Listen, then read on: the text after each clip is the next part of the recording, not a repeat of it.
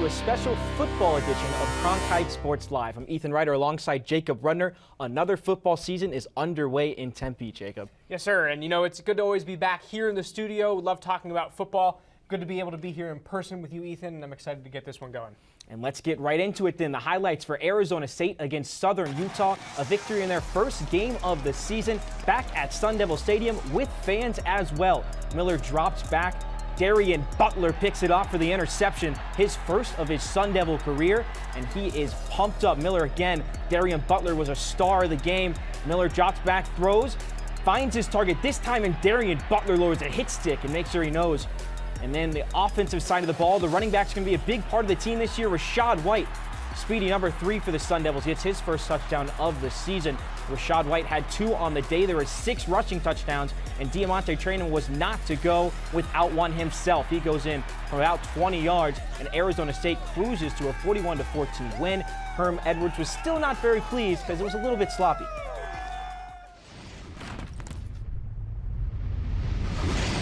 It was bad football. It was sloppy football. It was embarrassing football, to be quite honest. And with that being said, I've never had a bad win. We ended up winning. So with that being said, there's a lot of things we have to improve on, obviously. And when we stop playing the Sun Devils, because they're really not on our schedule, we might have a chance to be a pretty good football team. They played just 4 games last season, but Arizona State was among the most potent offenses in the Pac-12 in 2020, leading the conference in scoring and rushing yards per game. Can they continue on that pace this year? Our Sammy Miller joins us to break down the offense. Even though the Sun Devils were able to put up 41 points last night, their offense needs to continue to develop, and the chemistry between Jaden Daniels and his receivers has to grow if they want to accomplish their goal of winning the Pac-12. It's no surprise that ASU's run game was firing from all cylinders. The big 3, Rashad White, Daniel Ngata, and Diamante Traynham, were dominant and were Daniel's biggest offensive weapons throughout the game. The Sun Devils rushed for 6 touchdowns, with White leading the charge, rushing for 58 yards and scoring 2 touchdowns on just 7 carries. Offensive coordinator Zach Hill stated in the preseason that their goal is to run 70 offensive plays per game. But with a choppy first half, they came up short with 58 total plays and played their starting O-line until the first series of the 4th quarter. Time will tell on how the Sun Devils offense evolves as the season progresses. There's a lot of work to be done, but a lot of season left. And now to Nick ELSNER at Sun Devil Stadium. Thanks, Sammy.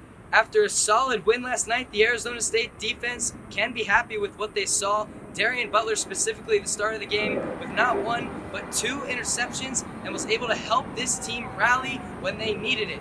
Now shifting focus to special teams, freshman punter Eddie Shaklipski had a wonderful game. 2 punts averaged 46 yards, both inside the 20, and on the 1, he dropped it on the 1-yard line. Great performance. Obviously a lot of work still left to do before next week's outing against UNLV. Back to you guys in Phoenix. Thanks to Sammy and Nick for an in-depth look at Arizona State's offense and defense. And now to give us an overview of how the Sun Devils performed statistically in their season opener, here's Spencer CIHAK.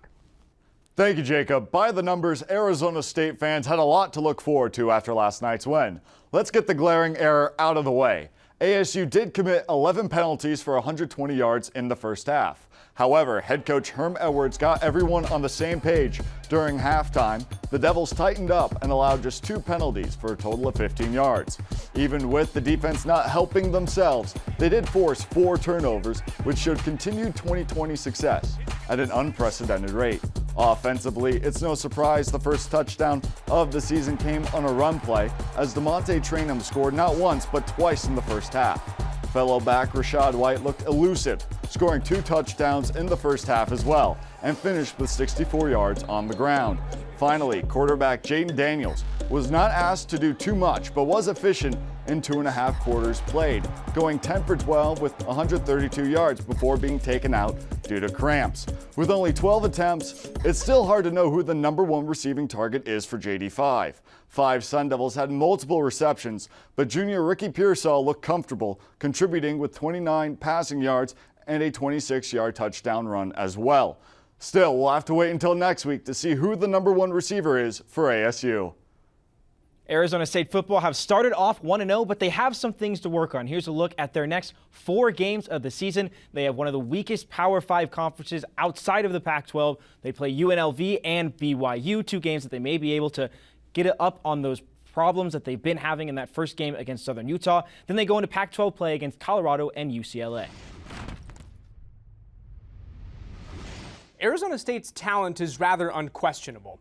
Even with star defensive tackle Jermaine Lole out for the season, the program has 19 of 22 starters from last year back in the fold. Jaden Daniels enters his 3rd year at the helm of the offense, and the 3 running backs behind him have nearly matchless potential among other Pac-12 schools. The offensive line is full of experienced players, several of whom could go on to win all conference honors at the end of the year. Defensively, the Sun Devils are as talented as they've been in recent history. 10 starters from last year are back on the field now, and the group's secondary is perhaps as good as any in the country. With a team this talented, the expectations for it are understandably high. Some players even saying a season without a trip to the Rose Bowl can be chalked up to a disappointment. The stakes for ASU to be successful this year are at least as high as their expectations, though. When the team took the field on Thursday night against Southern Utah, they did so with an NCAA investigation into the program's recruiting practices looming over their heads. The matter has already led to the university placing 3 of the team's assistant coaches on paid administrative leave. A successful season this year could lead the university administrators to fight for the current coaching staff and retain it despite any potential wrongdoing and punishment. Losing could make them a staff not worth fighting for. It really could not be more clear right now. The time is now for Arizona State football under Herm Edwards, and that's the way it is. Plenty of storylines to follow and potentially a lot to look forward to with this Arizona State football team if you're a fan. For Ethan Ryder, my name's Jacob Rudner, and we thank you guys for watching our Arizona State season preview after 1 game. Thank you all so much and have a good one.